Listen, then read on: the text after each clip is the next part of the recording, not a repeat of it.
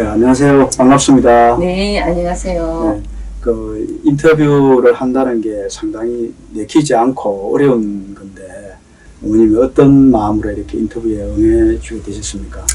네, 맞습니다. 그것도 특히나 자녀 이야기를 이렇게 이야기한다는 건 참 쉽지가 않습니다. 자녀 이야기를 과거의 아픈 상처를 들춰내고 싶은 사람이 어디 있겠습니까? 생각지도 하기 싫은 일일 수도 있습니다. 그러나 누군가는 선구자의 역할을 해야만이 다음 세대 그리고 지금 이런 질병을 앓고 있는 하나들에게 횃불 같은 생명의 메시지를 주고 싶어서 제가 정말 용기를 내가지고 이렇게 인터뷰에 응하게 됐습니다. 아유, 감사드립니다, 어머니. 구체적으로 가족 중에 누가 또 어떤 이제 질환으로 그렇게 힘드셨어요? 네, 우리 딸의 자녀 중에 이제 딸이 정신질환을 앓게 되었습니다. 아마 그 이제 질환을 처음에 이제 알고는 굉장히 충격도 많이 받고 힘들었을 건데, 특히 이제 대병원에서 오랜 기간 이렇게 치료도 받고 고생도 많이 하신 걸로 알고 있는데, 그 처음에 어떻게 해서 치료병원에 가셨고 그 과정은 좀 어땠나요? 네네. 저희 병원에 가기 전에 학교에서 고3 2학기 때 학교에서 선생님으로부터 통보를 받고 내가 이상한 행동을 한다 해서 이제 학교 선생님하고 이제 면담을 하고 나니까 집에서는 전혀 그런 저기가 안 나타났었는데 학교에서 하는 모습을 보니까 좀 이상하다는 것을 제가 느꼈어요. 느끼고 자세히 이제 관찰을 해보고 대화를 해보고 하다 보니 본인이 현실이 아닌 이야기를 많이 하고 친구들이 하지 않았던 애국된 이야기를 많이 하고 현실에 일어나지 않는 상상을 하고 연예인들이 날 찾아왔다가 사인을 해주고 갔다 이런 이야기를 하고 약간 정말 내가 아니다는 듯한 그런 느낌을 받을 수 있을 정도로 내가 한참과 망상에 휩싸여 있는데 제가 솔직히 그거를 인정하기가 쉽지 않았습니다. 그래서 그거를 감추기보다는 어떤 방법으로 잘 관찰을 하면서 병원에는 가기가 싫어서 여러 가지 방법으로 심리치료, 심령치료, 또 기도원도 가봤고 굿도 해봤습니다. 네. 주위에서 워낙에 이거는 귀신병이다 하기 때문에 그리고 그 정말로 눈빛이 변하고 했을 때는 정말 비니처럼 누가 도는 것처럼 무서운 눈빛이었고 정말 다른 사람이 되는 느낌이었기 때문에 정신질환이라고 믿기보다는 그런 물속적으로 저희가 의심이 가기 시작해서 이제 기도를 많이 하고 이제 그러는 중에 4년이라는 세월이 지나버렸고 이제는 도저히 이제 폭력성이 심해지니까 자살 시도도 일어나고 24시간을 있는 것처럼 지키지 않으면 제가 생활을 거의 정말 같이 하지 않으면 위험한 상황에 처해 있으니까 이 자살 시도를 자주 하게 되니까 도저히 24시간을 같이 있기에는 불가능하더라고요. 그래서 병원을 저희가 우리나라에서 그래도 최고로 잘한다는 곳에 명의가 있다는 곳에 이제 찾게 됐는데 그것이 바로 이제 병원에 가게 됐습니다.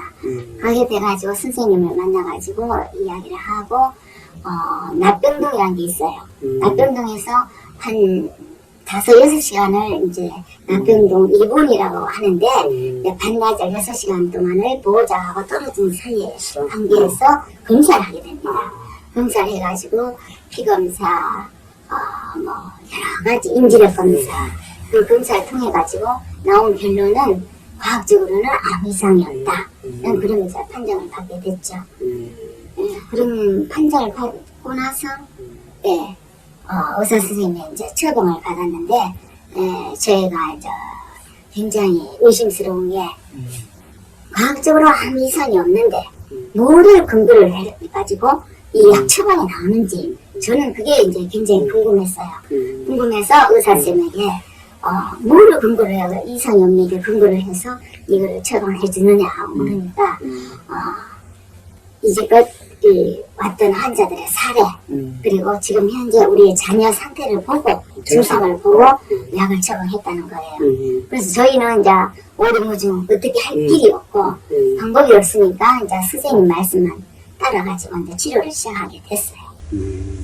이제 병원에서도 이 조현병에 관한 망상 환청 증상이 있다는 건 아는데 그게 왜 생기는지 원인에 대해서 얘기를 못하고 그죠? 네네. 그에 대해서 그렇죠. 이제 그 원인도 모르면서 약을 처방하니까 네네. 원인은 당연하게 이제 의심을 이제 갖게 네네. 되었고 그러면서도 이제 방법이 없으니까 제가 이제 인간적으로 해볼 수 있는 방법은 다 해봤는데 10%도 좋아진 게 없었고 1%도 좋아진 게 없었기 때문에 오로지 의지할 것은 의사 선생님밖에 없었어요. 근데 그 선생님이 하는 말씀이 1년 되면 괜찮다 해가지고 약을 시작하게 됐는데 6개월을 정말 먹고 나니까 정말 환청망상이 사라졌어요. 근데 사라져가 너무너무 기쁜 마음으로 선생님 이렇게 좋아졌어요 하니까 약을 낮추기 시작하고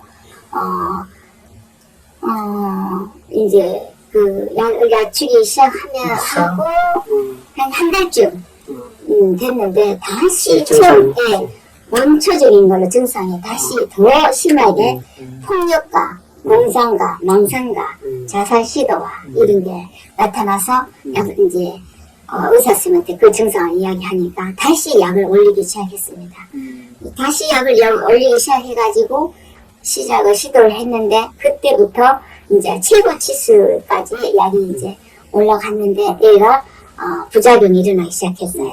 이제 옆으로 45도가 기우는 현상이 일어나고 침이 흘리기 시작하고 인지력이 다 떨어지고 밥을 로봇처럼 밥 먹어야지 하면은 밥만 먹고 세수해야지 하면 세수를 하고 다음 행동을 할 수 없는 상태가 돼버렸어요. 그래서 이제 선생님한테 여쭤보니 이거는 부작용이다. 약의 부작용이다. 그러면 약의 부작용을 일어나지 않고 해야지. 어떻게 해서 정상으로 폭력과와 항청과 망상만 있었지만은 정상으로 왔던 애가 이렇게 바보가 될 수가 있느냐 하니까 그럼 다시 조절해 봅시다 해가지고 했는 게 2년 되면 괜찮습니다. 2년 되면 괜찮습니다. 3년 되면 괜찮습니다. 그럼 막연한 말씀을 하시길래 3년째 딱 돼가지고 선생님 말씀하신 게 3년이었는데 3년째 됐는데 지금 이런 상태인데 어떻게 하시겠습니까? 하니까 물으니까 평생 먹어야 되고 평생 이렇게 살아야 된다는 겁니다. 그러면은 이 애를 평생 이렇게 살 것 같으면 처음 상태가 낫지 않았냐. 인지력이 없으니까 스스로 할 수 있는 게 없어져 버렸으니까. 그러니까 의사 선생님 하시는 말씀이 너무나도 기가 막힌 이야기를 제가 들었습니다. 뭐 당뇨병 고혈압 약도 평생을 먹고 사는데 이것도 평생 먹고 살면 되지요. 정말 하루가 치밀었고 정말 의사 선생님의 자녀가 만약 이렇게 아팠다 해도 이런 이야기를 함부로 내뱉을 수가 있었을까. 그러면서 제가 이제 이건 아니구나 하는 생각이 들게 됐어요. 이제 그런 증상은 약에 의해서 억제가 됐지만 실질적으로 이제 인지력이라든가 사회성이라든가 이런 게 다 없어지니까. 그럼요. 봐봐야 되는 거죠. 어머니로서는 이제 그런 상태 되니까 많이 이제 화도 나고 믿음도 안 가고. 그래서 이제 새롭게 이제 방법을 지금 찾아오신 것 같은데. 그럼 에데셀 요 미토콘력 부분 처음에 그 어떻게 알고 이렇게 접촉하고 이렇게 실려가게 됐나요? 네. 그렇게 병원에서 거의 상황선거와 같은 그런 데서 받고 나니까 아차 이것도 아니구나 싶은 생각이 들고 더 이상 이 약을 먹여서는 안 되겠다는 부작용이 계속 일어나니까 안 되겠다는 생각이 들어서 나름대로의 제 신앙을 가지고 기도도 하고 하는 와중에 여러 길을 찾고 있는 제가 어디 있으면 미국 지인을 통해 가지고 미국 사례까지 다 알아봤지만은 완치라는 게 없더라고요. 그래서 반은 절망한 상태에서 그래서 제가 가지고 있는 신앙을 붙잡고 하나님께 기도하면서 이건 아니잖아요.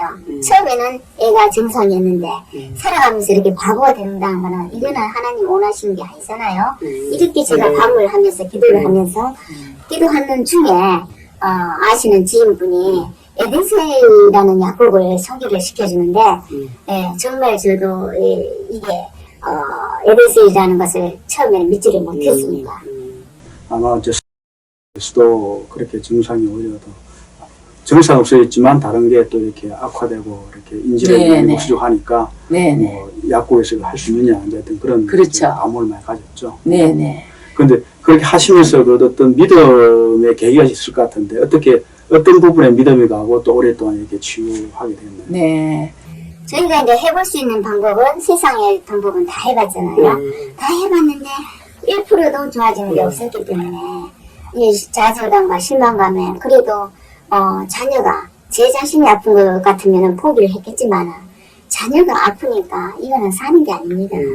이 자녀가 아프니까 어떻게 살아? 제가 죽고 나면 제가 살아있을 동안은 보살필 수는 있지만 제가 죽고 나면 과연 이런 이렇게 아픈 우리 애를 누가 보살필 것이며 혼자 스스로 살아갈 수 없다는 게 너무 가슴이 아팠고 그리고 이런 애들이 정말 나이가 꽃다운 나이 20대인데 이런 무슨 죄가 있으면 얼마나 있겠고 그런데 어떻게 해서 이렇게 다 제 나름대로 제 죄인가 보다 하면서 저는 이제 그때부터 제가 내 인생을 거의 부모의 인생을 포기를 하였습니다.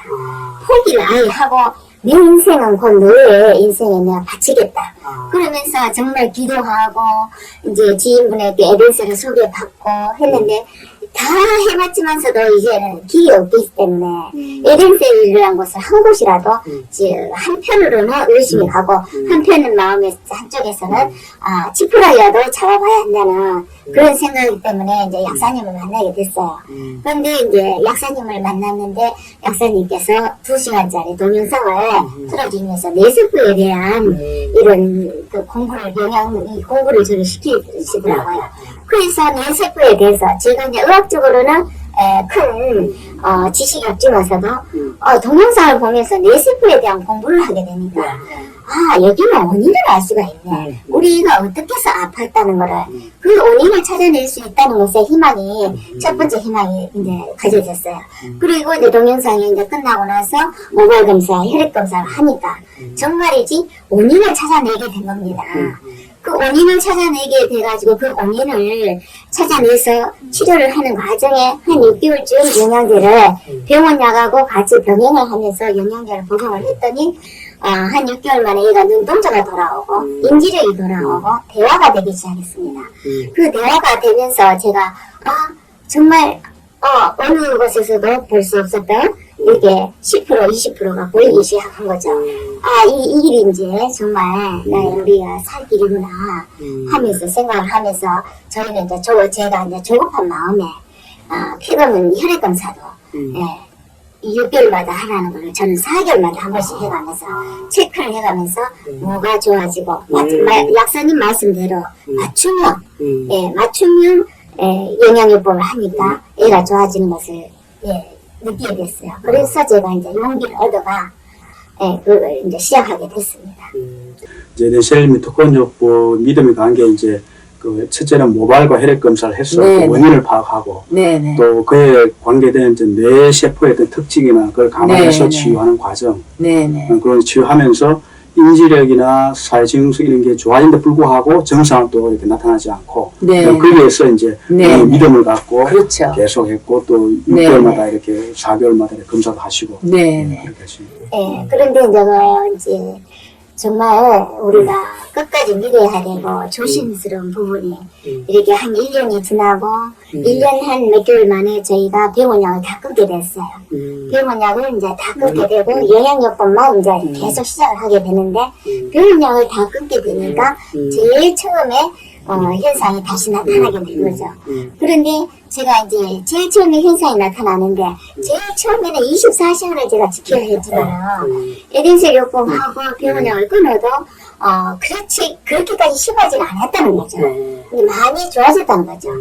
50%가 좋아진 거죠. 50%가 좋아지니까 그래도 제가 숨을 쉴 수가 있고 살 수가 있는 거예요. 얘도 혼자 스스로 밖에도 나갈 수 있고 쇼핑도 혼자서 하고 이제 올 수는 있는데 그래도 아직까지는 그때 이제 한 1년 몇 개월 병원약을 끊고 나니까 다시 또 한처가 망상이 되살아납니다. 그 되살아났을 때 정말 이게 또 저희가 선택의 갈림길에 서게 되더라고요. 그 갈림길에 갈림길에 섰을 때 정말 너무 많이 그동안에 속은 것도 있었기 때문에 여기 또 증상이 나타난다는 게, 이건 또 뭐지? 하면서 의심이 들기 시작했습니다.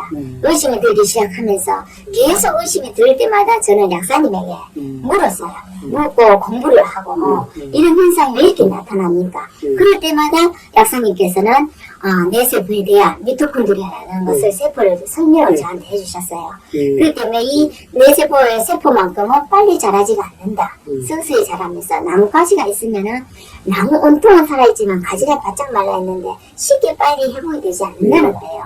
영양 공급이 완전히 충분하게 돼 있을 때 이 가지가 이제 활성하게 살아난다는 거예요.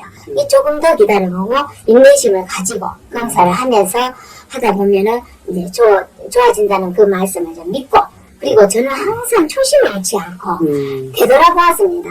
이 일을 어떻게 하면 살릴 수 있는 방법은 이 명법밖에 없다는 것을 알았기 때문에 제가 계속 하루하루를 일지를 썼고 그러면서 그래프를 그려봤어요. 그래프를 그려보니까 이렇게 올라갔다 내려갔다 올라갔다 내려갔다 하는 그래프를 제가 보고 이렇게 좋아졌을 때도 있고 내리막도 있고 이 사계절의 섭리가 그렇듯이 날씨도 비가 올 때가 햇빛이 날 때가 있고 바람이 불고 그렇듯이 우리 애도 그런데 처음보다 그래프를 보고 처음에 이렇게 횟수를 따져보고 화내고 폭력이 나오는 그 시간을 따져봤을 때 횟수가 줄어들고 그 시간이 짧아졌다는 거. 예, 그거에 제가 희망을 또 가지게 되고 그래서 또 마음의 위로를 얻고 약사님 말씀을 믿고 계속 이제 하다 보니까 눈에 조금씩 아주 미세하지만서도 조금씩 보입니다. 부모님은 보이기 때문에 이게 길은 이 길밖에 없다는 것을 제가 확신을 하고 나서부터는 이제 의심을 하지 않고 계속 약사님이 시키는 대로 검사하고 모발 검사하고 폐 검사하고 혈액 검사하고 해가지고 하다 보니까 이렇게 좋은 결과를 보게 된 것 같습니다.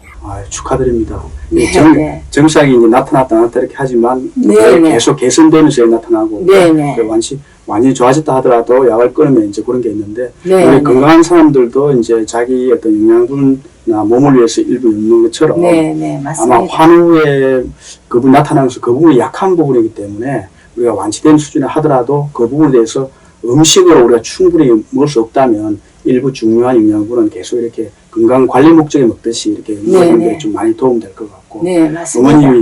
어머님이 진짜 헌신적인 그 마음과 사랑과 있어서 가능했던 것 같은데 마지막으로 우리 환우분들한테 또 그리고 가족분들한테 어머님처럼 그렇게 힘들어하시는 그 어머님들한테 도움되는 말씀 있으면 좀 부탁드립니다. 네, 정말이지 이렇게 아픈 환자가 집안에 단 한 명이라도 있다는 거는 온 식구가 힘들고 정말 가정이 파괴돼버려요. 맞습니다. 너무 힘든 이렇게 가정을 겪다 보면 나중에 지쳐버리거든요. 지치다 보면 모든 것을 포기해버리기 때문에.